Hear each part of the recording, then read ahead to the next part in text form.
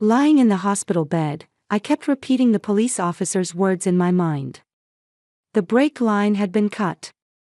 And Patricia's fingerprints were found. Why? Why would Patricia do this? I remember those happy days 3 months ago. The weight and warmth when I first held 1-month-old Emma in my arms, the emotion I felt when her tiny fingers gripped mine. Even though I'd seen countless babies every day as a pediatric nurse, my own daughter was special. My husband Ryan was gentle, and the moment he came home from work, he'd scoop Emma up first. No matter how tired he looked, he'd smile when he saw our daughter's face. I thought we were the perfect family. But looking back now, the shadows were already there. Patricia, my mother-in-law, visited 3 times a week. She always stood at the door with a smile, bringing homemade soup or baby supplies. "I'll take care of Emma, you must be tired from work," she'd say in a gentle voice. I was grateful. I really was. But at the same time, I felt suffocated somehow. One night at 2 a.m., Emma started crying. I dragged my tired body up and lifted my daughter. Holding her small body against my chest, I sang a lullaby. "Hush, little baby, don't say a word." Emma's crying gradually quieted, and then for the first time, truly the first time, she showed me a tiny smile. Tears spilled from my eyes. I would do anything for this child, I thought from the bottom of my heart. Ryan wrapped his arms around me from behind and whispered, "You're the best mother." But when Patricia held the baby, her face was rigid. She'd say, "She's adorable," with her mouth, but her eyes weren't smiling. When Emma started crying, she'd immediately hand her back to me. "You'd better hold her," she'd say, as if touching our daughter was an obligation. Patricia's choice of words was also strange. She always emphasized, "my son." Not "our family," but "Ryan's family." When she said, "You're not used to the family yet," she never called me by name. Always just, "you." As if I weren't a member of the family at all. And Ryan's behavior. He was clearly tense in front of his mother. When Patricia came to visit, he'd suddenly go quiet. One day, when I voiced my opinion to Patricia a bit loudly, Ryan whispered to me in a small voice, "Don't make Mom angry." When I asked why, he averted his eyes. "Mom is scary when she's angry," was all he said. I also learned that Ryan's company was struggling financially. He said a $300,000 investment had disappeared, but he wouldn't elaborate. Even when collection notices came from the bank, he offered no explanation. 2 weeks ago, I fell on the stairs. A large bruise formed on my left arm. My best friend and colleague Amanda asked me about it with concern. I answered that I'd really just fallen, but I couldn't meet her eyes. The truth was, Patricia had pushed me. When I was talking with her at the top of the stairs, she suddenly looked at me with cold eyes and pushed me with both hands. As I tumbled down several steps, Patricia looked down at me expressionlessly. "You fell down the stairs, that's what you'll say," she commanded. When Ryan rushed over, Patricia said in a gentle voice, "Nicole fell, poor thing." I was too frightened to say anything. The day before the accident, my father's inheritance, $2,800,000, was officially transferred into my account. Patricia knew about it. That evening, she came to visit. "Let's go for a family drive tomorrow," she suggested. When I said I had work tomorrow, she replied, "Take the day off, family time is important." At that moment, I saw her eyes flash coldly for an instant. And then that fateful Sunday morning. The 3 of us went out for a drive. Ryan was driving, I sat in the passenger seat, and Emma was in her child's seat in the back. As we drove along the mountain road, Ryan shouted, "The brakes aren't working." A sharp curve loomed ahead, and the car crashed into the guardrail. Just before I lost consciousness, I heard Emma's crying. "Emma, my baby." And now I'm in a hospital bed. Everything is connecting. My mother-in-law's cold eyes, the reason she didn't want to hold the baby, her obsession with my son, the violence on the stairs, my husband's fear. Everything. The police officer's words come back to me. The brake line was cut, deliberately. And Patricia Chen's fingerprints were found. I understand, trembling. The culprit wasn't my husband. It was my mother-in-law. From the very beginning. 3 days later, I regained consciousness. The white fluorescent lights on the ceiling were dazzling. My whole body hurt. My left arm was broken, and bandages were wrapped around my head. But before the pain, one thought dominated my mind. Emma. Where is she? A nurse noticed I was awake and rushed over. I forced out my voice. Where is Emma? The nurse looked away. I'll call your husband, was all she said before leaving the room. That response told me everything. No, I didn't want to know. A few minutes later, Ryan came in. His face had scratches, and his arm was bandaged. But he seemed to have much lighter injuries than me. He was crying. But something was off. His way of crying seemed somehow unnatural. Nicole, he called my name. I looked into his eyes and asked, "Where's Emma?" Ryan looked away. "The baby couldn't be saved," he said. "But you made it," he continued. Did that way of saying it sound oddly cold, or was it just my imagination? I screamed. "You're lying, Emma." The doctor rushed in frantically and administered a sedative. As my consciousness faded, I collapsed in tears. But deep in my heart, a small sense of something wrong took root. My husband's behavior was strange. He was hiding something. That night, I lay in bed in a half-asleep state. I could hear voices in the hallway. Ryan's voice. He seemed to be on the phone.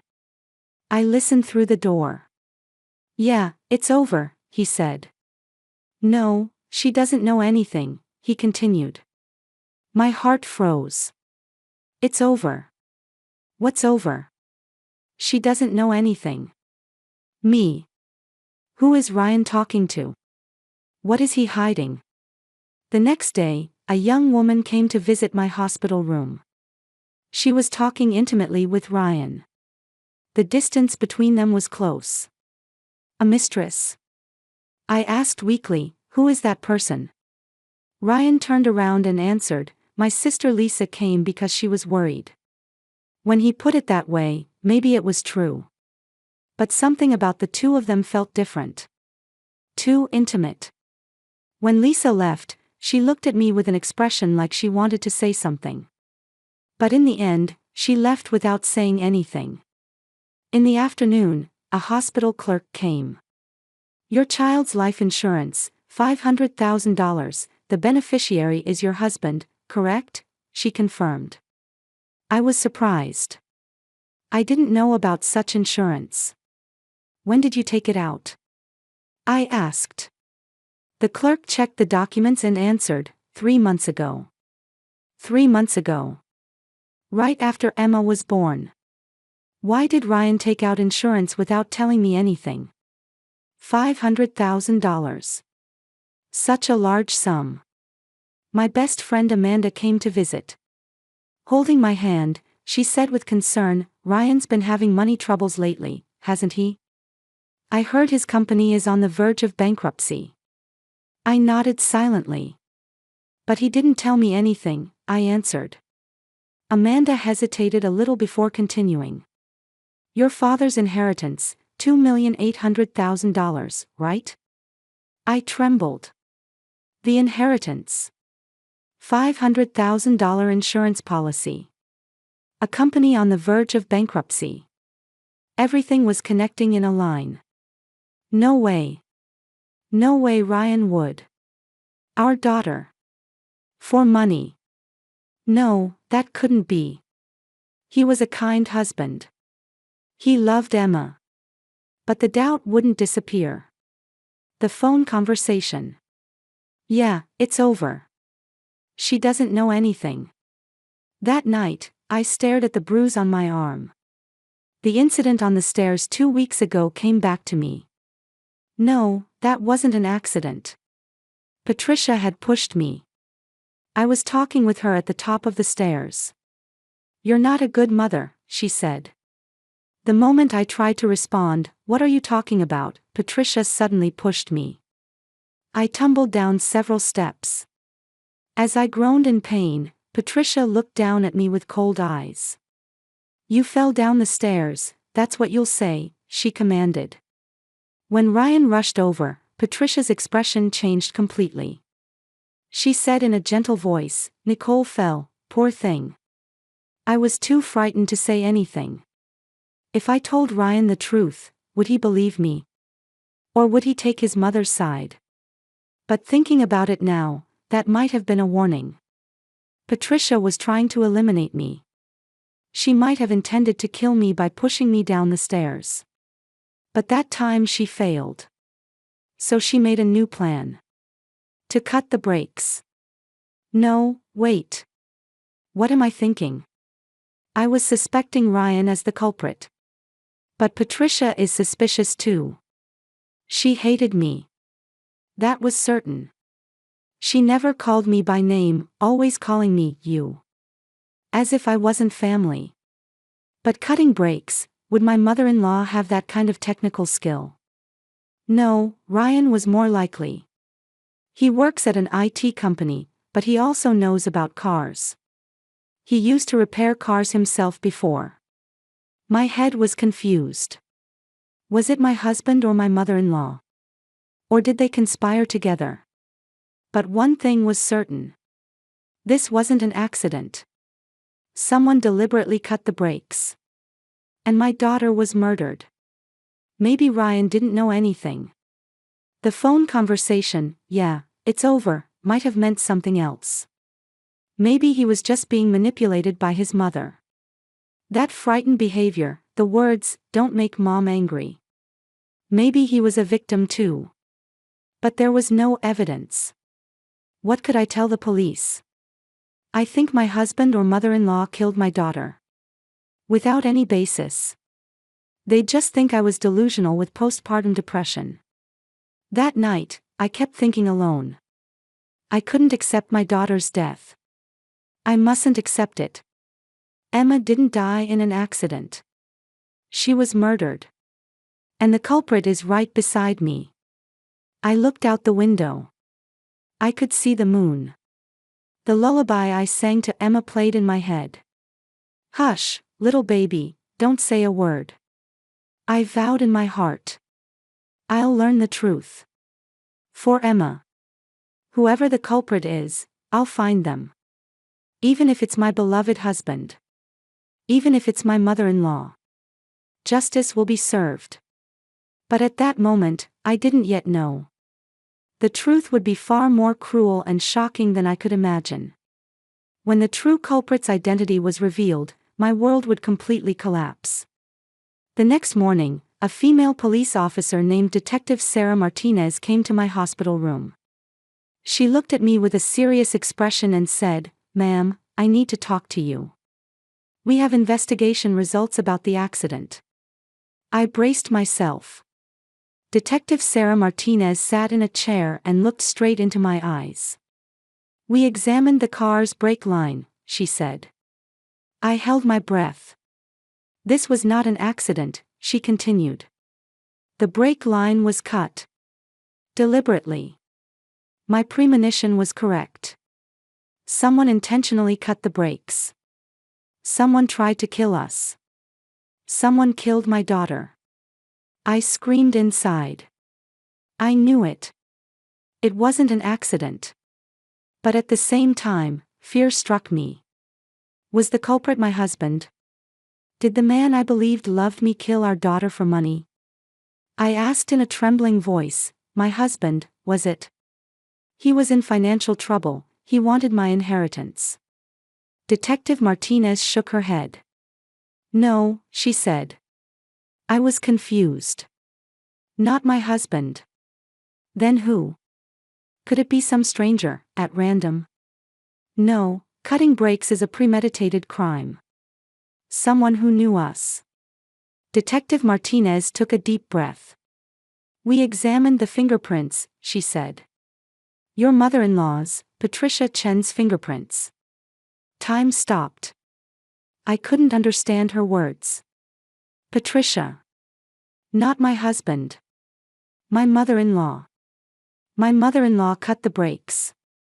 My mother-in-law tried to kill us. My mother-in-law killed my daughter. No, wait, that doesn't make sense. Patricia certainly hated me. But her own grandchild. Her own son. To try to kill them. Detective Martinez continued. Yes, Patricia Chen's fingerprints were found on the brake line, the car's hood, and tools. Furthermore, there's security camera footage.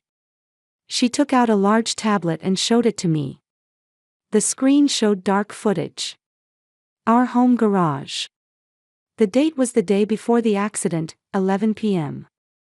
In the footage, someone was opening the car's hood. When I saw the face of that person captured by the camera, my breath stopped. Patricia. It was my mother-in-law. She picked up a tool and began cutting the brake line with practiced hands. The footage had no sound, but her movements were calm and certain. As if she'd done it many times before. And when the work was finished, Patricia stood up. She closed the hood and put away the tools. And finally, she smiled. Seeing that smile, I felt nauseous. She was smiling. While cutting the brakes that would kill her own grandchild, she was smiling. A voiceless sound leaked from my throat. Why? Why would she? Her grandchild. Her own grandchild. Detective Martinez said quietly, we're investigating that. But we spoke with your sister-in-law, Lisa. She also lost a baby in a similar accident 10 years ago. All the blood in my body froze. Lisa. 10 years ago. Lost a baby. A similar accident. No, not an accident. Patricia killed them. Lisa's baby too. And Emma too. Everything was connecting. My mother-in-law's cold eyes. Her rigid expression when holding the baby. How she immediately handed Emma back to me when she cried. She didn't love her grandchildren. From the beginning. The words, my son. Her abnormal obsession with her son. The cold words, you're not used to the family yet. Her expressionless face when she pushed me down the stairs. Everything. Everything was Patricia's doing. But I still couldn't understand. Why? Why did she need to kill her own grandchild?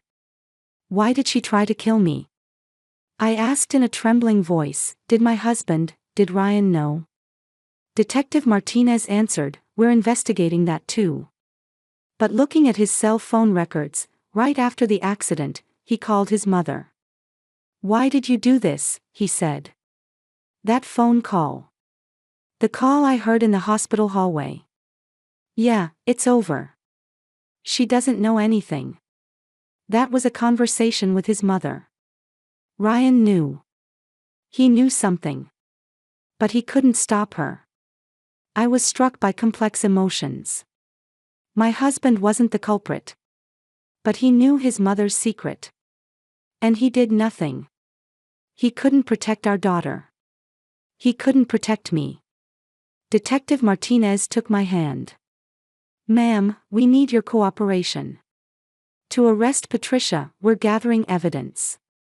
But we need your testimony. I wiped my tears. I'll do anything, I answered. For my daughter. For Emma. And so that no one else would ever lose their life at Patricia's hands again. Detective Martinez nodded. Thank you. There's one more thing I need to tell you. We looked at past records. 30 years ago, Patricia's husband, Ryan's father, died in a car accident. I gasped. 30 years ago. Ryan's father. Detective Martinez continued. At the time, it was processed as an accident due to brake failure. But the method is strikingly similar to this case. We've now reopened it as an unsolved case and begun reinvestigation. Patricia had killed her husband too. 30 years ago. And 10 years ago she killed her daughter-in-law's baby, and now, she killed my daughter. How many people had she killed? How many lives had she taken? And all of it for her abnormal obsession with her son. To make her son hers alone. I asked, is she also connected to Ryan's business funds disappearing? Detective Martinez took out documents. Yes, $300,000 was transferred to Patricia's account. She said she would invest for her son and took that money. But Ryan couldn't bring himself to suspect his mother. It was all Patricia's plan. Steal her son's money, kill her son's wife, kill her son's daughter. And she intended to get my inheritance, $2,800,000, too. If I died, Ryan would inherit. And by keeping Ryan under her control, she planned to steal that money. Detective Martinez finally said, in the house search, we found Patricia's diary. The contents are extremely shocking. Ma'am, are you prepared? I nodded. Nothing I heard would surprise me anymore. No, it would surprise me. But I needed to know. Everything. Detective Martinez opened a copy of the diary and began reading. August 15, 2023. Nicole's father died. $2,800,000. My son's wife becomes rich. Unforgivable. September 3, 2023. The baby was born. Emma. My son prioritizes the baby over me. Unforgivable. November 20, 2023. Nicole's inheritance was deposited. Time to execute the plan. November 21, 2023. Tonight, I'll cut the brakes. Tomorrow, I'll invite them for a drive. When Nicole and the baby die, everything will be mine. My son will come to love only me. November 22, 2023. It was perfect. The brakes are completely severed. Tomorrow, they will die. My son will grieve. But he'll forget soon. And he'll come to love only me. When Detective Martinez finished reading, I couldn't say anything. I could only tremble. She had planned everything.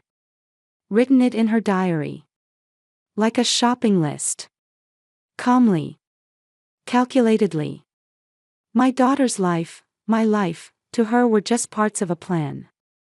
Just means to eliminate obstacles. And all of it was for her son. No, not for her son. For herself. To continue controlling her son. To make her son hers alone. I forced out my voice. Arrest her. Right now. Detective Martinez nodded. Yes, an arrest warrant has already been issued. But ma'am, I have one more request. Patricia is a respected figure in the community.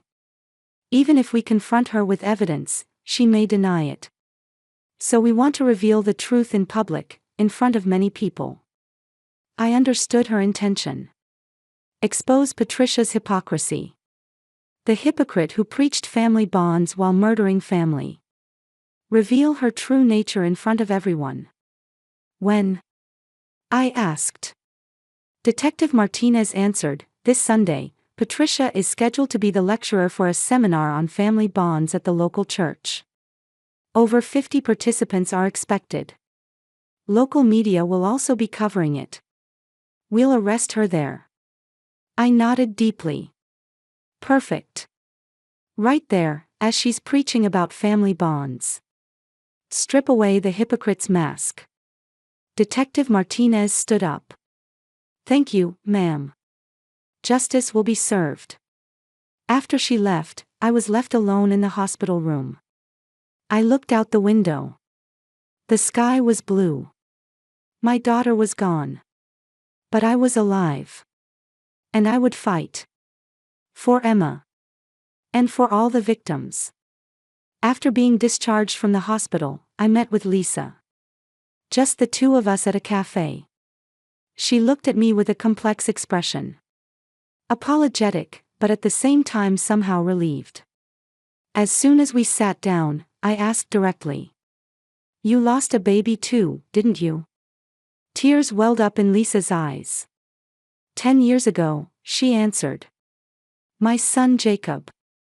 He was 6 months old. They said he fell down the stairs. But I knew. Patricia did it. Why didn't you tell the police? I asked. Lisa held her coffee cup with trembling hands. There was no evidence. And I had a mental breakdown. No one would believe me. Patricia spread it around. That her daughter-in-law was delusional with postpartum depression. That her daughter-in-law had gone crazy. I was in a psychiatric hospital for 2 years, Lisa continued. No one would listen to me. Even my brother Ryan took his mother's side. When I was released, no one believed me anymore. So I had no choice but to stay silent. Jacob's death was processed as an accident, and Patricia received no punishment. I held Lisa's hand. This time is different. This time there's evidence. You're not alone. Lisa nodded while crying. Thank you, Nicole. I'm so glad you survived. The next day, Detective Martinez contacted me. She brought a detailed investigation report. First, about Ryan's father's death 30 years ago. At the time it was processed as a simple accident, but reviewing the records, it was the same method as this time. Brake line severance. The autopsy report at the time was inadequate, but now it could be determined as murder. We officially began reinvestigation as an unsolved case. Next, about the embezzlement of Ryan's business funds, $300,000. Patricia said she would invest and took the money from her son, transferring it to her own secret account. Ryan couldn't bring himself to suspect his mother, and the company was driven to the verge of bankruptcy. And my father's inheritance, $2,800,000. In Patricia's plan, if I died, Ryan would inherit, and by keeping Ryan under her control, she intended to steal that money. In total, she was plotting to defraud over $3,100,000. Detective Martinez said finally, in the diary we found during the house search, there was a more detailed plan written. Patricia seems to have been thinking about ways to eliminate you for years. What kind of methods? I asked. Detective Martinez flipped through the diary pages. First was the plan to push you down the stairs. But when she carried it out 2 weeks ago, you only suffered minor injuries. So as the next plan, she decided to cut the brakes, it says here. I trembled. If I had been pushed harder down the stairs at that time, I might have died there. But Patricia's plan failed.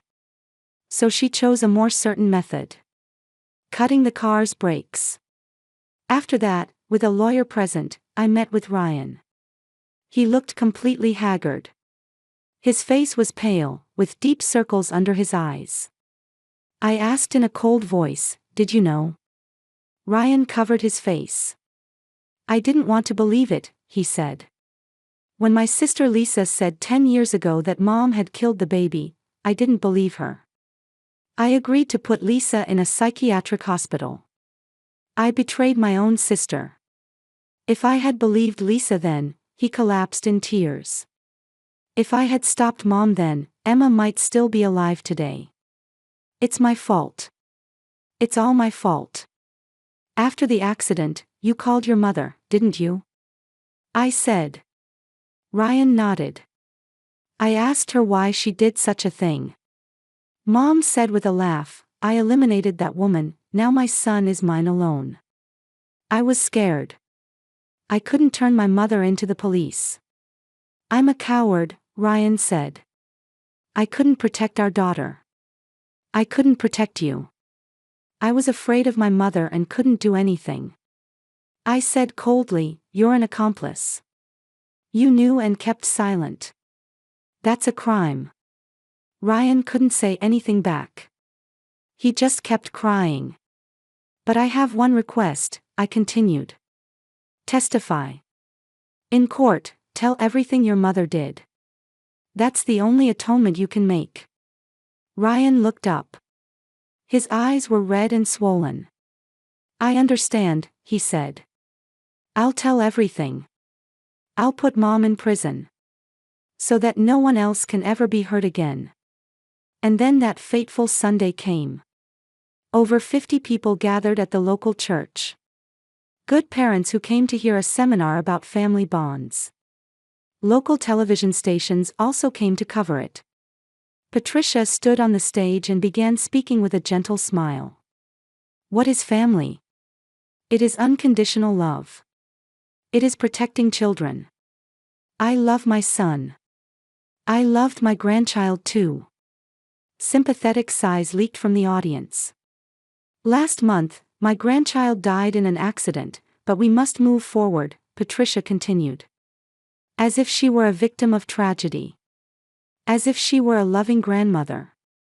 The people in the hall sympathized with her and even applauded. At that moment, the church doors opened. Detective Sarah Martinez entered with several police officers. The hall fell silent. Detective Martinez walked toward the stage and said in a loud voice, Patricia Chen, you are under arrest for murder. The hall buzzed. Patricia made a surprised expression and shouted, What are you saying? I'm the victim. My grandchild died. You killed her, Detective Martinez said coldly. Footage appeared on the hall's large screen. Security camera footage. In the midnight garage, Patricia cutting the brake line. And after the work was finished, her smiling. The hall erupted. That can't be true, someone said. Her own grandchild, someone else said. And she was preaching about family bonds, another voice said. The color drained from Patricia's face. That's not it, she began making excuses. But Detective Martinez continued mercilessly. The next slide showed pages from the diary. The sentence, when Nicole and the baby die, everything will be mine. The sentence, my son will come to love only me. The people in the hall stared at the screen with disbelieving expressions. This was the true nature of the woman who had been preaching about family bonds. Patricia almost collapsed on stage. Son, Ryan, help me, she screamed. At that moment, Ryan appeared from the back of the hall. He looked at his mother and said quietly, Mom, it's over. I'm not your puppet anymore. Patricia looked at her son with an unbelieving face. Son, I did everything for you, she said. Ryan shook his head. Not for me. For yourself. You didn't love anyone. You just wanted to control. Then I also entered the hall. Walking slowly toward the stage on crutches. The people in the hall made way for me. My eyes met Patricia's. Her eyes held a mixture of fear and hatred. I stood before her and said quietly, You murdered my daughter. But I'm alive. And you will spend the rest of your life in prison. Patricia collapsed to the floor. Son, just my son, she repeated. But Ryan turned his back. He wouldn't even look at his mother anymore. Detective Martinez put on the handcuffs. In front of over 50 people and local TV cameras, Patricia was arrested. The lecturer who preached family bonds had been murdering family. That hypocrisy was exposed in front of everyone at that moment. As Patricia was led away, she kept calling her son's name until the end. But Ryan never turned around. As I left the hall, many people came up to me and said, We're truly sorry that we believed such a person. I answered quietly, she was good at acting. But the truth couldn't be hidden. Outside the church, I embraced Lisa. It's over, isn't it? She said through tears. Yes, it's over, I answered too. Finally, we can report to Jacob and Emma. The culprit has been caught. I looked up at the sky. Blue sky with white clouds drifting by. My daughter was gone. But justice had been served. Patricia could never hurt anyone again. The trial began 3 months later. Patricia denied all charges, but the evidence was overwhelming. Security camera footage, the diary, fingerprints, and testimony from Ryan and Lisa. The jury returned a guilty verdict in just 2 hours. The sentence was 3 life sentences without parole. The murder of her husband, the murder of Jacob, the murder of Emma. Plus attempted murder of me, embezzlement, attempted fraud. All of Patricia's assets were allocated to compensation for victims. When Patricia heard the sentence, she screamed in the courtroom. "Son, I did it for my son." But Ryan stood up from the gallery and said quietly, "I will never call you mother again." As court security led Patricia out, she continued to cry and scream. But no one sympathized. Local media reported it for days. The lecturer who preached family bonds had been murdering family. Social media exploded, with voices of condemnation from past seminar participants. Angry voices saying they had believed her advice. The church issued an official apology statement. Patricia in prison was miserable. Despised by other inmates as a child killer, she was completely isolated. Locked in solitary confinement 23 hours a day, no one came to visit. She claimed she heard Emma's crying every night, but no one believed her. 2 years later, she descended into madness, continuously scratching "my son" into the wall of her cell with her nails. She refused food, and her weight dropped to the extreme. 10 years later, she died of a heart attack with no one at her side. Her last words were, "Ryan, my son." No one claimed the body, and she was buried in the state's common cemetery with only her prisoner number on the gravestone. Meanwhile, we gradually began to move forward. The first 6 months we sank into deep sorrow. We kept Emma's room as it was and went to the cemetery every day. But gradually, we found meaning in living. I returned to work as a pediatric nurse. I decided to protect other children for Emma's sake too. I launched a family abuse detection program at the hospital and taught other nurses how to spot the signs. A mother-in-law's excessive interference, a spouse's fear, training not to miss those kinds of signals. Many families were saved. Lisa also recovered mentally. Knowing I wasn't crazy, she reclaimed herself. We became close friends and went to the cemetery together every month. As we offered flowers to the deceased babies together, we vowed, we survived, we'll live for their sake too. Ryan, after breaking with his mother, struggled with deep guilt. We divorced, but decided to support each other as friends. He received therapy and eventually began working for a child abuse prevention organization. "I want to save children under their mother's control," he said. 2 years later, on Emma's death anniversary, we gathered at her grave. Nicole, Lisa, and Ryan. The 3 of us offered flowers.